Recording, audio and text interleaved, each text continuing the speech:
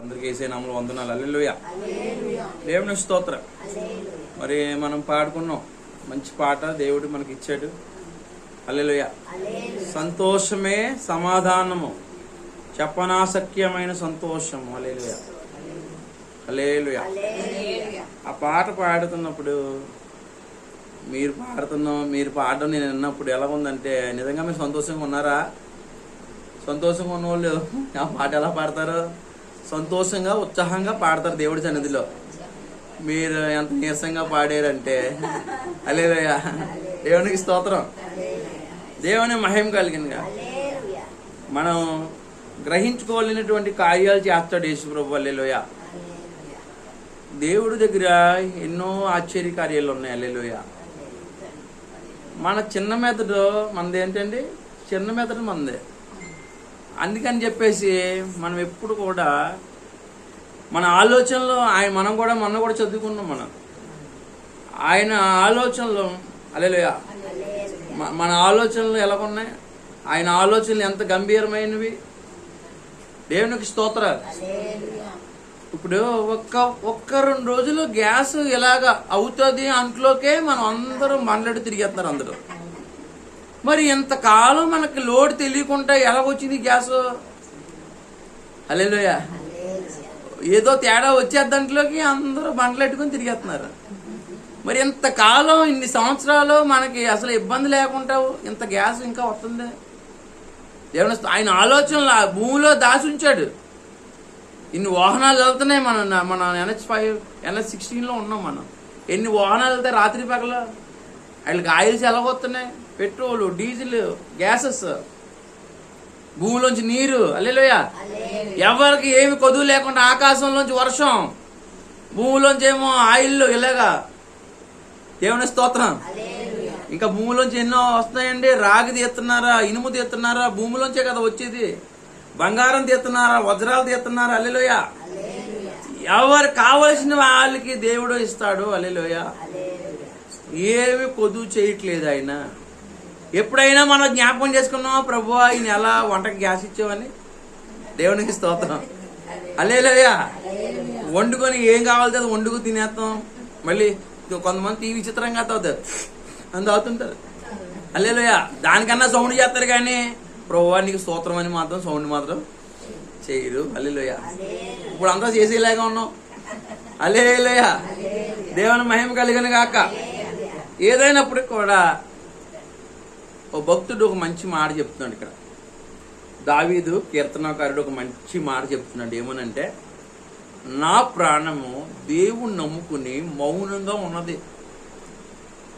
చాలా మంది ఈ లోకంలో ఉన్న ప్రజలకి అన్ని విషయాలకి కలవరపడిపోతుంటారు. కొన్ని సమస్యలు వచ్చినప్పుడు కలవరపడిపోతుంటారు. కరువులు వచ్చినప్పుడు కలవరపడిపోతుంటారు. సమస్యలు వచ్చినప్పుడు కలవరపడిపోతుంటారు. ఏం జరిగినా కలవరపడిపోతుంటారు. హల్లెలూయా. యుద్ధాలు వచ్చేస్తున్నాయి, కలవరపడిపోతున్నారు. రోగాలు వచ్చేస్తున్నాయి, కలవరపడిపోతున్నారు. కరువులు ఇబ్బందులు వచ్చేస్తున్నాయి, కలవరపడిపోతున్నారు. దేవునికి స్తోత్రం. హల్లెలూయా. శత్రువులు పెరిగిపోతున్నారు, కలవరపడిపోతున్నారు. కానీ ఈయన ఏమన్నాడు? దావీదు గారు ఏమన్నారు? నా ప్రాణము దేవుణ్ణి నమ్ముకొని మౌనంగా ఉంది. ఆ మాట 2 సార్లు అన్నాడు. 5వ వచనంలో కూడా నా ప్రాణం దేవుణ్ణి నమ్ముకొని మౌనంగా ఉంది. కొంతమందికి వాళ్ళ జీవితాల్లో సమాధానం ఉండదు, ఎదుటోళ్ళకి సమాధానం ఉంచరు. మరియమ్మ యేసు ప్రభు పాదాల దగ్గర కూర్చుంది. మార్తమ్మ ఏం చేస్తుందండి? వంట యేసు ప్రభు వచ్చారనే వంట ప్రిపేర్ చేస్తుంది. అప్పుడు మరియమ్మ ఏమో యేసు ప్రభు పాదాల దగ్గర కూర్చుంటే ఈ లోపున మార్తమ్మ గారు వచ్చేసారు. వీళ్ళిద్దరూ కూర్చుని వాక్యాలు మాట్లాడుకుంటుంటే వచ్చేసి అంటది, నీకు చింతలేదా యేసయ్యా అంటుంది. హల్లెలూయా. కొంతమంది ఇలాంటి ప్రార్థనలు కూడా చేసేవాళ్ళు ఉన్నారా? హల్లెలూయా. నేను ఒక్కదానే వంట చేస్తుంటే మీరిద్దరు కూర్చున్నారు ఇక్కడ. మీ పక్కనేమో మరియమ్మ అంటుంది, మరియమ్మని పంపిస్తే నాకు సహాయం చేస్తుంది అంటుంది. హల్లెలూయా. దేవుని మహిమ కలుగును గాక. హల్లెలూయా. అప్పుడు యేసు ప్రభువు అంటున్నారు, మరియమ్మ ఉత్తమమైన పని చేస్తుంది. మనం ప్రార్థన లేదు, మనకి మన జీవితాలకి ప్రార్థన లేదు. ప్రార్థన సరైన ప్రార్థన ఉందా? ఉపన్యాసాల మీద ఉపన్యాసాలు చెప్తున్నాం. ఎవరైనా మన దగ్గర వినడానికి వస్తే మనం ఎన్ని మాటలు చెప్తాము. ప్రార్థనా జీవితంలో ఏమీ లేదు. ప్రార్థనా జీవితంలో మనకు ప్రార్థనా జీవితం ఉందా? మనం ఎన్ని గంటల ప్రార్థన చేస్తాం? శుద్ధులు లేవు, మనకి ఆరాధన లేదు, వ్యక్తిగతంగా ప్రార్థన లేదు, దేవుని స్తోత్రం సరైన ప్రార్థన లేదు మనకి. దేవుడిని అడిగే విధానం ఎలాగ ఉండాలి, దేవుడి ప్రార్థన చేసే సమయం ఎలాగ ఉండాలి. యథలోపంగా బతికేస్తున్నాం కానీ ఒక పర్టికులర్గా దేవుడి గురించి ఒక విశ్వాసంతో ఒక సమయంలో విడవకుండా ఎడతెక్కకుండా మనం ప్రార్థన చేస్తున్నామా? ప్రార్థన జీవితం లేదు. హల్లెలూయా. ఒక మంచి ప్రార్థన జీవితం లేదు మనకి. వాక్యాన్ని హృదయంలో నింపుకునే సమయం లేదు మనకి. సమాధానం కావాలంటే ఎలా వస్తుంది? నా జీవితంలో సమాధానం కావాలని అనుకుంటున్నావు, నా సరిహద్దుల్లో సమాధానం కావాలనుకుంటున్నావు, నువ్వు చేసే పనుల్లో అభివృద్ధి కావాలనుకుంటున్నావు, హల్లెలూయా, మేలు కలగాలనుకుంటున్నావు, దీవెన కలగాలనుకుంటున్నావు, స్వస్థత కలగాలనుకుంటున్నావు, అభివృద్ధి కలగాలనుకుంటున్నావు, అన్ని అనుకూలంగా మారిపోవాలనుకుంటున్నావు, ప్రతి పరిస్థితి నీకు మేలుకరంగా దీవెనకరంగా మారిపోవాలనుకుంటున్నావు. కానీ మనకేమీ లేదు. సెల్ల చూసే సమయం ఉంది మనందరికీ, టీవీ చూసే సమయం ఉంది, తినే సమయం గంటలు ఉంది, వండుకునే సమయం ఉంది, హల్లెలూయా, కౌరులు చెప్పుకోవడానికి సమయం ఉంది, ప్రార్థనా సమయం లేదు.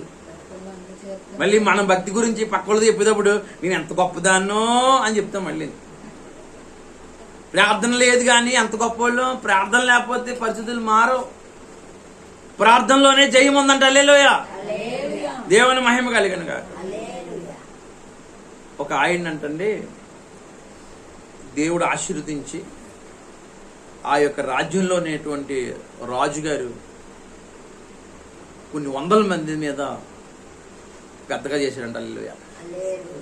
పెద్దగా చేస్తే ఎవరైనా ఒకళ్ళు కొంచెం నాయకుడిగా ఉంటే మిగతా వాళ్ళకి జనాలకు నచ్చదు.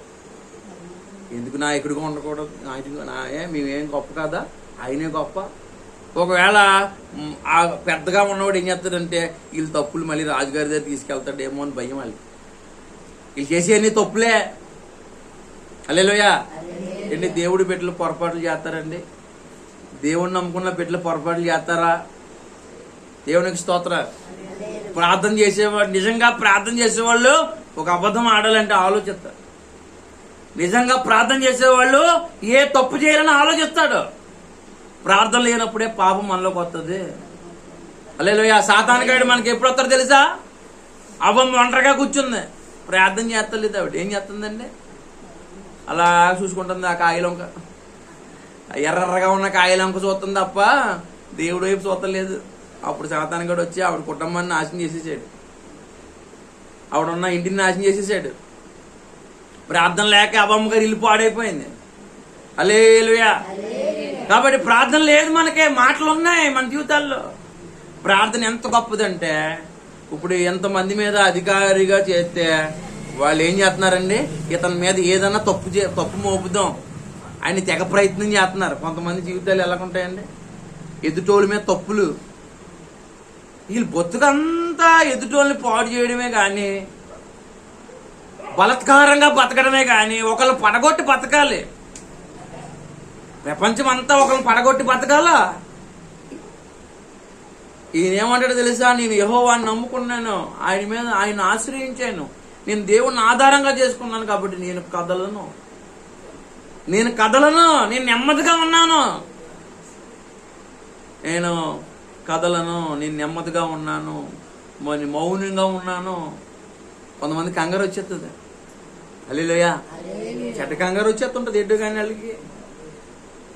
ఎదుటోళ్ళు బాగుపడుతుంటే కంగారు వచ్చేస్తుంటుంది. హల్లెలూయా. ఎవరైనా కొంచెం బాగున్నారంటే వాళ్ళకి అడ్డీలు పోవాలని అన్ని విశ్వ ప్రయత్నాలు చేస్తుంటారు. ఆడికంచం కూడా లాగేసుకొని మనమే తినేయాలా? ఎంత చాకచక్యం, ఏంటండి, ఎంత తెలివి. నీది నువ్వు తినొచ్చు కదా, నీ పని ఏదో అందంగా చూసుకోవచ్చు కదా. ఎదుటోళ్ళ జీవితాలకి ఎందుకు నీ బ్రతుకేదో నీది అందంగా బ్రతుకు. ఈరోజు చర్చిలో ఒక మాట అన్నాను, ఈ రోజే మనది లాస్ట్ రోజు అనుకోండి, ఎలాగుంటామని చెప్పండి. హల్లెలూయా. ఈ రోజే మనది లాస్ట్ రోజు అనుకోండి, వెంటనే కోడలు అత్తగారితో ఏమంటది, అత్తయ్య గారు అంటది. హల్లెలూయా. అదే కోడలు ఏమంటదండి, హల్లెలూయా, ఈ రోజే లాస్ట్ రోజు అయితే హల్లెలూయా. అత్తగారు నువ్వు చాలా బాధ పెట్టి నిన్నాను, ఎందుకంటే కొన్ని గంటలు వెళ్ళిపోద్ది కాబట్టి. హల్లెలూయా. కత్తులు అట్టుకొని పళ్ళు కొరికేసుకొని ఇంకా ఏమి కోపంలో తాపాలు ఏమి లేవు. కొన్ని గంటల్లో నువ్వు ర్యాకెట్ ఎక్కేస్తున్నావు అన్నప్పుడు హల్లెలూయా. మన ప్రవర్తన ఎలాగుంటదండి, ఇంటి పొరుగు వాళ్ళతోటి కానీ ఇంట్లో వాళ్ళతో కానీ మన ప్రవర్తన మారిపోతుంది. హల్లెలూయా. దేవునికి స్తోత్రాలు. ఇది వాస్తవమే కదా, ఇది నిజం కాదా? ఈ లోకంలో మనం స్టాండర్డ్గా ఉండిపోతామా? హల్లెలూయా. అందరితో కైపోయి అని ఉండడమే కదప్ప, అందరితో సమాధానం ఉందా? హల్లెలూయా. అందరితోటి ప్రేమగా మనం ఉంటున్నామా? హల్లెలూయా. దేవునికి స్తోత్ర. అందరినీ శపించే నోరుతో తిరుగుతున్నామా? అబద్ధాలు ఆడిన నాలుగుతో తిరుగుతున్నామా? చెడు పనులు చేయడం మానలేదా? హల్లెలూయా. కాబట్టి ఏ రోజు దేవుడు మనల్ని రమ్మంటాడు అన్ని లెక్క చెప్పాలి దేవుడికి. హల్లెలూయా. దేవుని మనం మాట్లాడే మాటలకు కూడా మనం ఇప్పుడు ఫోన్లోని బ్యాలెన్స్ ఎంచుకుంటేనే మాట్లాడగలుగుతున్నావు. ఉత్తినే మాట్లాడేస్తున్నావు ఎటు నువ్వు మాట్లాడే మాటలకి లెక్క ఉంటుంది, బరువు ఉంటుంది, తూకం ఉంటుంది. అక్కడ నడిచే నడకలకి తూకం ఉంటుంది, మనం చూసే చూపులకు కూడా తూకం ఉంటుంది దేవుడి దగ్గర. ప్రతి దానికి బిల్లు ఉంటుంది. హల్లెలూయా. దేవుని మహిమ కలిగాను కాక. ఎన్ని బిల్లు లేదా? మనం టీవీ చూస్తున్నాం, టీవీకి బిల్లు లేదా? కడతలేదా? కరెంటు ఫ్యాన్ వేసుకుంటుంటే కరెంటు బిల్లు కడతలేదా? ఇంట్లో ఉంటే ఇంటి పన్ను కడతలేదా? మరి మనకి ఇచ్చిన బ్రతుకు దేవుడు లెక్కలు అడగడా? ప్రతి దానికి లెక్క అడుగుతాడు. ఆయన దగ్గర ఉంటుంది చిప్పు, మనం చేసే అన్ని ఆయన చిప్పులోకి ఆయన మెమొరీ కార్డు ఉంటుంది, అందులోకి వెళ్ళిపోతుంది. ప్రతి ఒక్కరిని అడుగుతాడు దేవుడు, నిలదీసి అడుగుతాడు. సమాధానం చెప్పగలవా? నీకు ఎంత గొప్ప రక్షణ ఇచ్చాను, నువ్వేం చేసావు? హల్లెలూయా. దేవుని మహిమ కలుగును గాక. ఎంత మంచి బ్రతికిచ్చాను, నువ్వే చేతులారా పాడు చేసుకుంటున్నావు. నువ్వు నన్ను నమ్ముకొని, నన్ను ఆధారంగా చేసుకొని నువ్వు నెమ్మదిగా ఉండంటే హల్లెలూయా. సొంత తెలివితేటలు ఎక్కువైపోయి ఇన్ని పడగొట్టి హల్లెలూయా మనం బ్రతకాలని చూసే వాళ్ళందరికీ దేవుడు హెచ్చరిక చేస్తున్నారు. హల్లెలూయా. దేవుని మహిమ కలుగును గాక. హల్లెలూయా. కాబట్టి దయచేసి ఈ కీర్తనలో దేవుడే నాకు ఆశ్రయము, దేవుడే నాకు ఆధారము, దేవుడే నా రక్షణ దుర్గము. హల్లెలూయా. హల్లెలూయా. కాబట్టి ఆయన అంటాడు, నా ప్రాణము యెహోవాను నమ్ముకుని నెమ్మదిగా ఉంది, నేను కదల్చబడను. దేవుని మహిమ కలుగును గాక. నా ప్రాణము మనుషులు నమ్ముకోలేదు, గొప్పవారు నమ్ముకోలేదు, ధనవంతులు నమ్ముకోలేదు. నా ప్రాణము దీనిని నమ్ముకోలేదు. నా ప్రాణము యెహోవాను నమ్ముకుంది. అందుకే నేను నెమ్మదిగా ఉన్నాను. కొంతమంది మనుషులు నమ్ముకుంటారు, రాజులు నమ్ముకుంటారు.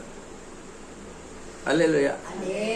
ఎవడైనా బలమైనోడు వెనకాల ఉన్నాడంటే ఓ చేస్తుంటారు, ఆడున్నాడని అందరినీ బది పెట్టేస్తుంటారు. ఆడి ముక్కులు ఊపిరి ఊడిపోతే ఏం చేస్తారు వీళ్ళందరూ? దేవుని మహిమ కలిగాను కానీ ఆడి గాలి పీల్చి బతికి మనిషే కదా.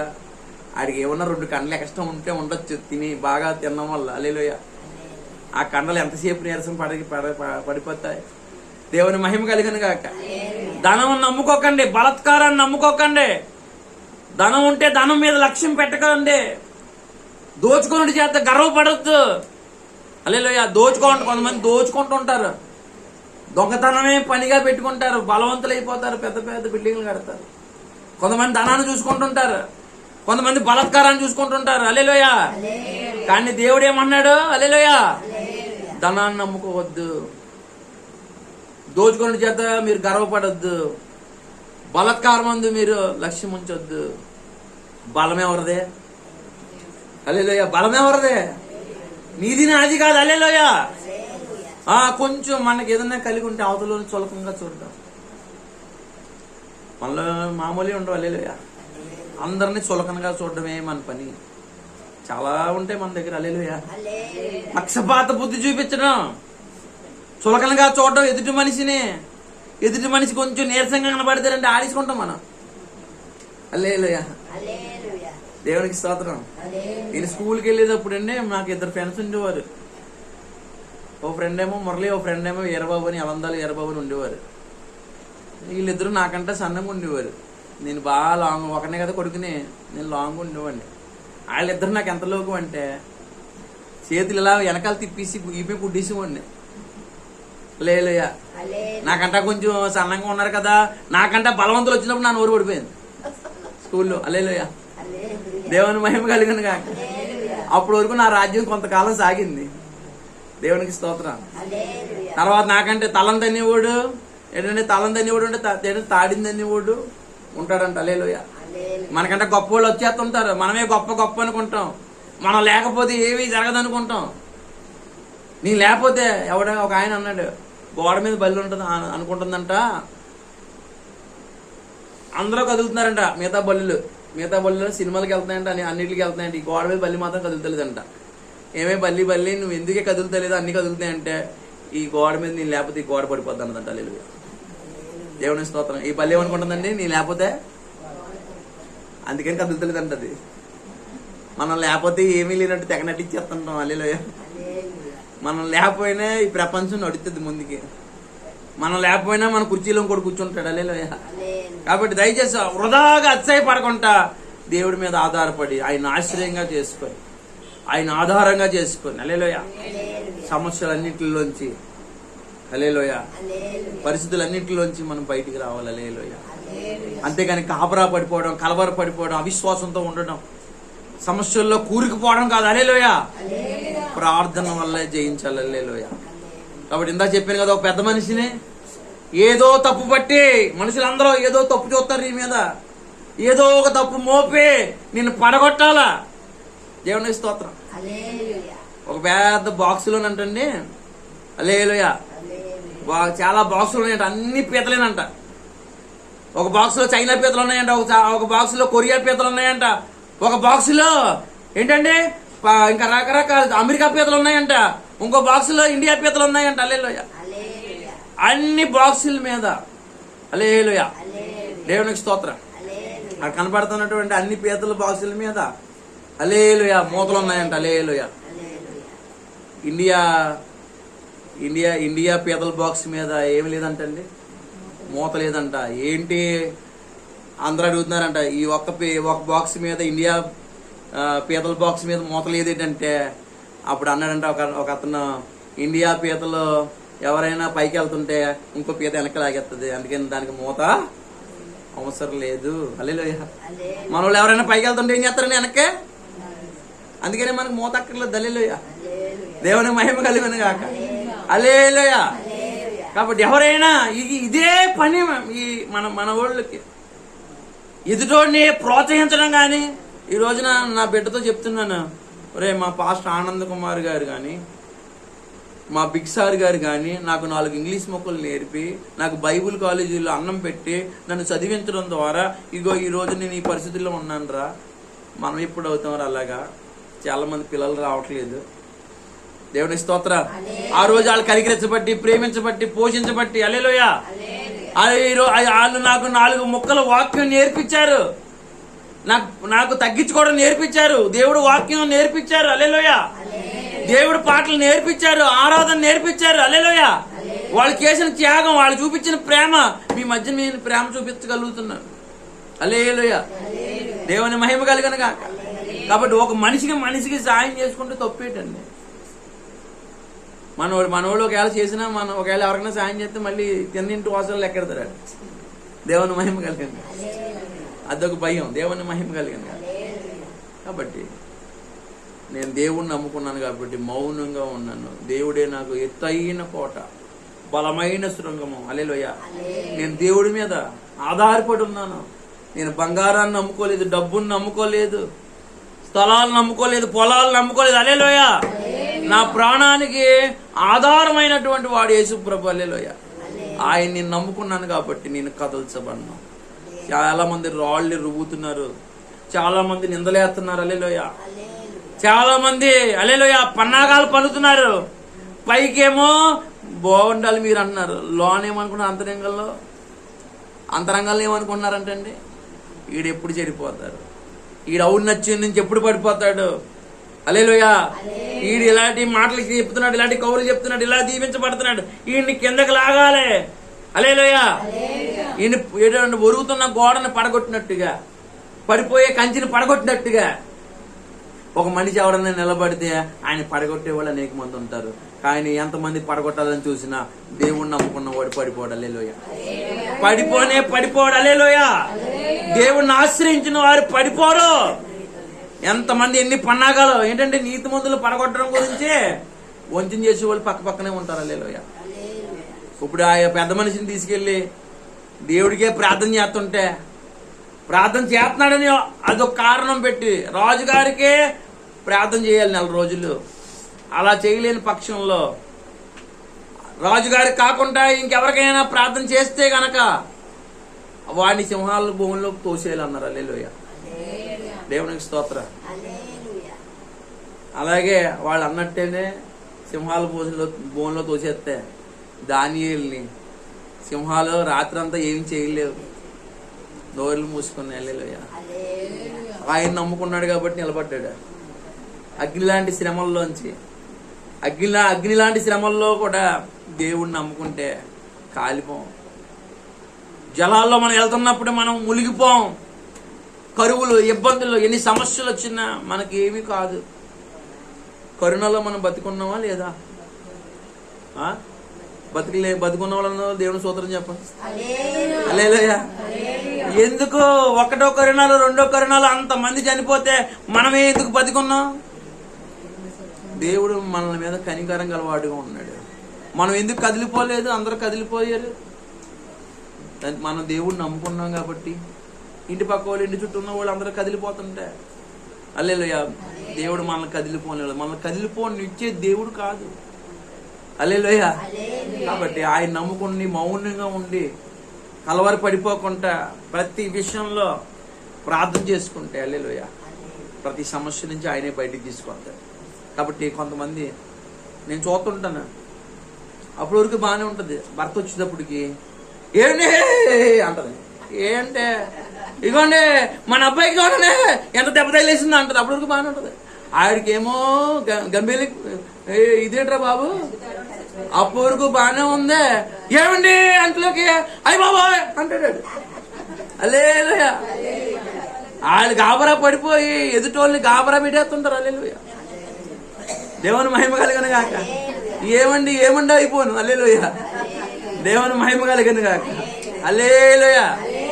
కాబట్టి ఏమండి ముందు ఏదో జరిగింది ఏదో చెప్పాలి కదా. మన ఓడి పడిపోయాడండి, ఆడికి ఏదో గీసుకుందండి అని చెప్పాలి, అంతేగాని ఏమో అంత ఏమవుతుంది. దేవుని మహిమ కలిగిన గాక. హల్లెలూయా. కాబట్టి మనం కలవర పడిపోవడం కాదు. హల్లెలూయా. ఎన్ని శ్రమలు వచ్చినా, ఎన్ని కన్నీళ్లతో ఉన్నా, ఎన్ని బాధలు, ఎన్ని ఉపద్రవాలు, ఎన్ని స్థితిలో, ఎన్ని గతులు మారినా హల్లెలూయా నేను నమ్ముకున్న దేవుడు నన్ను కదలనివ్వడు. హల్లెలూయా. దేవునికి స్తోత్రం. అన్ని చూసి కూడా ఇంక విశ్వాసం లేకపోతే మనకంటే బుద్ధి లేని వాళ్ళు ఎవరు ఉంటారు. హల్లెలూయా. ఎన్నో సముద్రాలు దాటం, ఎన్నో ఘాటీలు దాటిచ్చాడు మన యేసుప్రభు. హల్లెలూయా. ఆయన నమ్ముకున్నందుకు హల్లెలూయా ఎన్నో కష్టకాలాలు, కఠినమైన బాధల్లోంచి మనల్ని ఇడిపించిన దేవుడు చిన్న వాటి నుంచి బయటికి లాగలేడా? ఎంత అవిశ్వాసంగా ఉన్నాం మనం. ఆయన వైపు చూస్తూ ఉన్నాం. హల్లెలూయా. ఆయన కనికరం కోసం కనిపెట్టుకున్నాం. హల్లెలూయా. ఆయనే మన ధైర్యం. హల్లెలూయా. ఆయన మన తండ్రి తల్లి కంటే ఎక్కువగా. ఎందుకు నేను ఎందా చూస్తే ఒక కుక్క పిల్ల కొంచెం ఎదరకు పరిగెడితే దాని తల్లి ఎక్కడి నుంచి వచ్చేసిందో గట్టిగా పట్టేసింది. హల్లెలూయా. దేవుని మహిమ కలిగిన కాదు. చూడలేదు అనుకుంటాం మనం. మొన్న కూడా అన్నాను, గెద్ద తన పిల్లల్ని భుజం కాసేసినట్లు మనల్ని కాసేసే దేవుడు ఉన్నాడు. హల్లెలూయా. దేవుని మహిమ కలిగిన దేవుని స్తోత్ర.